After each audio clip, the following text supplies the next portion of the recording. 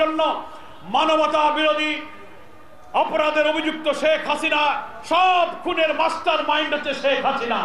লগি ওয়াইটার হত্যা দিয়ে 24-এর 5 আগস্ট পর্যন্ত হাজার হাজার খুনের সমস্ত দায় হচ্ছে শেখ হাসিনা। উনি পালিয়ে চলে গেছেন, কোথায় গেছেন? যেখানকার মাল সেখানেই চলে গেছে, ওখানে বসে ষড়যন্ত্র করতেছে। কোন ষড়যন্ত্রের কাজ হবে না।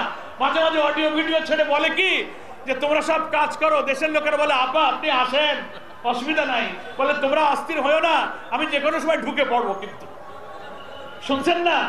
ঢুকে পড়ে দেখেন জনগণ আপনারা কি করে।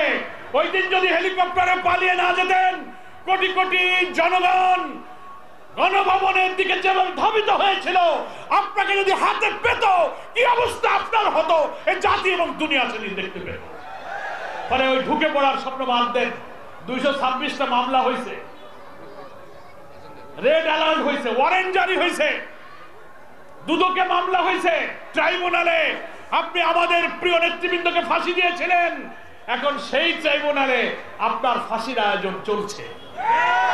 আপনি আল্লাহ অহংকারী দাম্ভিককে ছাড় হয়তো একটু দেন কিছুক্ষণের জন্য, একদম ছেড়ে দেন না। আপনি আল্লাহর হাতে ধরা পড়ে গেছেন। আসুন আমরা বক্তব্য শেষ করি। আমাদের আহ্বান হচ্ছে ঘরে ঘরে এই কল্যাণ রাষ্ট্রের দাওয়াত দিয়ে জনগণকে মাদারীপুরে মানুষকে সংগঠিত করতে হবে। হত্যা, খুন, রাহাজানির সেই ইতিহাস আমরা পার করেছি। আমাদের সামনে আর এটা না আসুক। নিপীড়িত জনতার ক্ষোভের মধ্য দিয়ে অর্জিত এই নতুন বাংলাদেশে জামাত ইসলামীর নেতৃত্বে আসুন। নতুন বাংলাদেশ নির্মাণের যে স্বপ্ন আমাদের শহীদদের, সেই বাংলাদেশ গঠনে আমরা জামাত ইসলামীর সাথে ঐক্যবদ্ধ হই।